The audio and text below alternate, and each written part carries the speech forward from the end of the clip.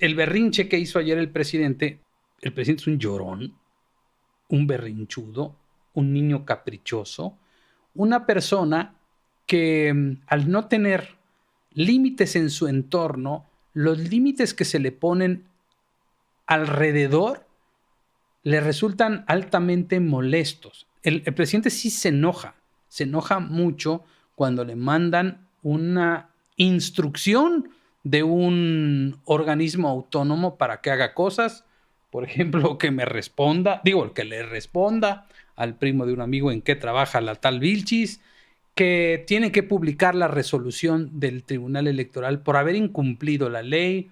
No le gusta que no pueda manipular el Congreso a su antojo en materia constitucional. No le gustan muchas cosas sobre las que él no puede tomar decisiones. Él llegó al poder justamente para ejercerlo de manera autoritaria. Está lo más lejos de ser un demócrata, pero lo más alejado de ser un demócrata. Ese es Andrés Manuel López Obrador, está en su naturaleza. ¿Cómo reacciona un tipo tan violento hacia afuera? Imagínense si así reacciona de violento hacia afuera, imagínense cómo reacciona hacia adentro. Entonces, ¿qué empieza a hacer? Empieza a medir hasta dónde pueden llegar sus límites, a tratar de transgredirlos. Para él, los límites son un reto que tiene la imperiosa necesidad de derrotar. Le encanta estar peleando con la prensa, con la oposición. Fíjense cómo es esto. Con la oposición no pelea porque la oposición él no le da batalla. Preguntaban esta pregunta que es muy recurrente en las reuniones del Frente Cívico. ¿Qué pasa con la oposición? ¿Por qué la oposición no la vemos encabezando manifestaciones? ¿Por qué no la vemos levantando la voz frente al Ejecutivo? ¿Por qué quienes levantan la voz frente al Ejecutivo es Broso, es Claudio X González, es Carlos Loret de Mola, es Azucena Uresti o cualquiera de nosotros? ¿Por qué? ¿Por qué la oposición no está ahí? Y yo se las contesté ahora sí que de primera mano, allá en Querétaro. No es tan difícil de entender. ¿Quién fue el primero que levantó la voz y dijo, yo voy a hacer una campaña en contra de las arbitrariedades del presidente? Ricardo Anaya. ¿Qué hicieron con Ricardo Anaya? Pues le libraron un orden de aprehensión y salió huyendo. ¿Por qué? Pues porque así trata el presidente a sus adversarios políticos. Ojo. ¿Qué pasa por qué no ha metido al bote a Loret o no le ha librado una orden de aprehensión? Porque es demasiada presión. Ahí sí ya no la aguanta. A un político. ¿Por qué, por ejemplo, Rosario Robles, que por cierto su hija Mariana estuvo hoy ahí en el Zócalo? ¿Por qué no se va el presidente contra los medios de comunicación a librarles órdenes de aprehensión? Porque le resulta muy caro. Él vive de popularidad, pero madrear a un político es algo que nos gusta incluso a los ciudadanos comunes y corrientes. Entonces, no tienen tanta defensa. Por eso Rosario Robles sigue en la cárcel, porque Rosario Robles cometió sus pecados y aunque está presa por otros, no es tan fácil de defender públicamente. El INE sí, por ejemplo. El INE es algo que nos une y que nos convoca a su defensa, a su promoción, pero un político no. Entonces es fácil meterse con los políticos. Por eso los políticos frente a López Obrador están vulnerables. No es tan fácil meterse con un periodista como un político. Bueno, por eso los políticos no se avientan el tiro. Ni aún con que tengan fuero, ni aún con eso. Porque también ellos han estado en una posición un poco distantes de la ciudadanía. He visto las críticas que surgieron el día de hoy, por ejemplo, respecto de lo que pasó. Había una propuesta de convocar a las autoridades de Semarnat a que fueran al Senado de la República a comparecer y a explicar qué estaba pasando con el Tren Maya, ¿no? Y resulta que Lili Téllez, pues que se sentía mal y no fue. Y resulta que Josefina Vázquez Mota andaba en una conferencia y que Claudia Naya no pudo llegar a tiempo porque no avisaron que iba a haber votación. Y entonces, la sociedad se siente como defraudada en ese sentido. Hay una desconexión. Hay una nota incluso, ¿no? De la justificación de Lili Téllez de por qué no llegó y la gente se molesta con ella, ¿no? Incluso le pusieron una foto ahí de cuando Alonso Lujambio, en paz descanse, le dio cáncer y llegaba al Senado de la República en silla de ruedas, ya en su etapa terminal de cáncer, con un parche en el ojo y debilitado terriblemente. Y aún así, pues llegaba. Entonces no justifican eso y se vuelve a romper. Creo que lo que está haciendo falta por parte de la clase política es un poco de sensibilidad y un poco de establecer un canal con la sociedad como para que la sociedad lo respalde en su calidad de representantes populares. Y ahí tiene una ventaja López Obrador, ¿eh? Ahí tiene una ventaja, porque hay una debilidad en la relación legisladores o políticos de oposición con la ciudadanía. Nos sentimos en cierto modo agraviados por la clase política y sentimos que la oposición debería hacer más. Y ojo, si la oposición política no puede hacer más, es cierto, porque le hace falta ciudadanía. Yo creo que nosotros debemos poner arriba, no debajo de los políticos, sino arriba de ellos, e indicarles qué deben de hacer.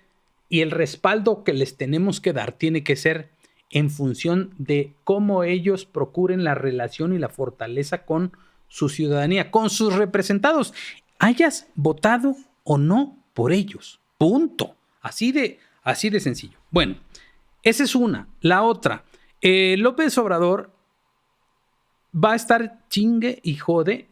Yo pensé que se iba a esperar hasta el 10 de abril de su revocación de mandato para iniciar la campaña en contra del INE. No es así. Ya la empezó. Va duro contra el INE. Va a seguir. Sabe que no puede, porque no puede con las reformas constitucionales. Hay otro punto que en el que se juega el pellejo el presidente, que es que mañana, después de esto, y no solo en el caso de la reforma eléctrica, ojo, por cuestiones ambientales, mañana va a estar en México el enviado especial para el clima del gobierno de los Estados Unidos, de nombre John Kerry, que estuvo aquí en México hace poco y va a estar reunido con el presidente López Obrador, de acuerdo con un comunicado que emitieron para continuar con el compromiso continuo de acelerar la cooperación para enfrentar la crisis climática. El secretario Kerry se reunirá con el presidente Andrés Manuel López Obrador, otros funcionarios del gobierno y miembros de la comunidad empresarial estadounidense. Ojo, de esa reunión van a salir chispas. ¿Por qué?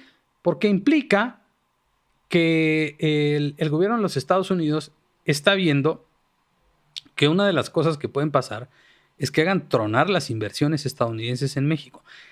Claro, a López Obrador es algo que le viene valiendo madre. No así al gobierno de los Estados Unidos. Yo creo que antes de que eso suceda, le van a meter un calambre a López Obrador, a ver por dónde, por otros lados, no por ese. ¿Qué les gusta? ¿Remesas? ¿Aranceles? Estados Unidos tiene muchos elementos para ponerle un estate quieto al gobierno mexicano. Eso no significa que un temerario como López Obrador no intente hacer cualquier pendejada que se le ocurra en la cabeza con tal de joder. Porque lo que no quiere él es decir, lo fracasé, ¿sí? Ok, fracasé, pero no me digan que no lo intenté. Esa es su salvación, porque obviamente ya valió madre su sexenio, no tiene ni un solo resultado positivo, ni uno solo. El único resultado positivo de este gobierno es que lo vamos a cambiar, ese es el único. Pero no es su intención. No tiene resultados positivos y no los va a tener. Y eso implica que ya está pensando López Obrador en su legado. Y su legado hoy por hoy es el fracaso. ¿Cómo se ha librado del fracaso y cómo ha podido sobrellevar esta falta de resultados echándole la culpa a gobiernos anteriores? Echarle la culpa a alguien más es, digamos, la estrategia más funcional de los mediocres.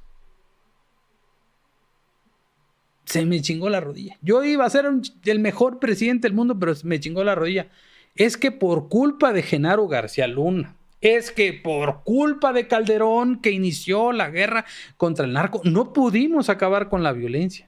Es que por culpa de los gobiernos anteriores, del doctor Narro, no pudimos levantar el sistema de salud de México y terminó siendo, y no pudo ser como el de Dinamarca.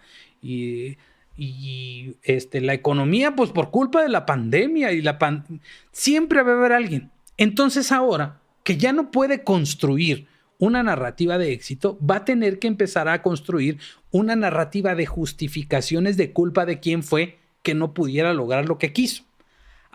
Hicimos el mejor aeropuerto del mundo, pero las aerolíneas no quisieron ir para allá. Hicimos el mejor tren del mundo, pero los pinches ambientalistas, como chingan la madre, no nos dejaron construir.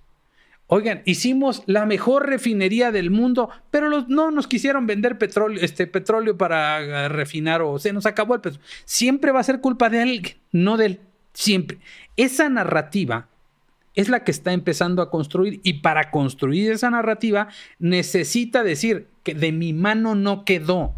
Yo voy a presentar todas las reformas constitucionales, todas las va a presentar, y va a presentar yo creo que hasta más, aunque se las rechacen. Y fueron los conservadores, fueron los neoliberales. Espérense que salga de la presidencia de la República y se va a zurrar en Joe Biden y en el gobierno norteamericano.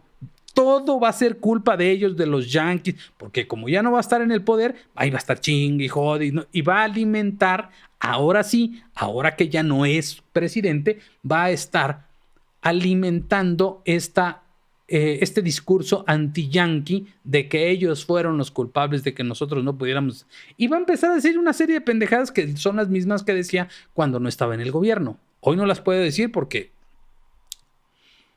pues le faltan, ¿verdad? Pero ya cuando salga, le va a echar la culpa a todo el pinche mundo. Y que me sabotearon, y que si el golpe blando, y que si yo iba a hacer lo mejor. ¿Saben qué? Me vale madre. El fracaso va a ser más grande. Y tenemos que empezar a ver cómo vamos a reconstruir nuestro país. Un dictador fracasado, frustrado, enojado, es capaz de que en su frustración va a pasar a chingarse a ver quién sabe cuántos.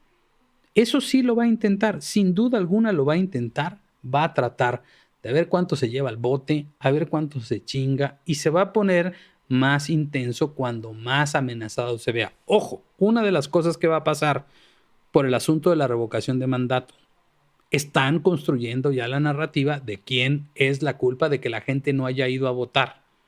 Miren, hasta la gente que está con ellos sabe que todo esto es una farsa y sabe que lo que están haciendo, o sea, que de revocación no tiene un pelo y que todo para ellos es una ratificación de mandato.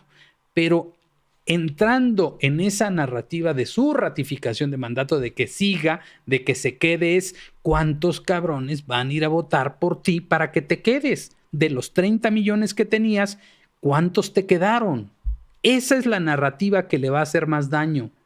¿Por qué? Porque te vas a dar cuenta que ya no arrastra gente, que sus 70% son una falacia, o a la gente ya le da hueva.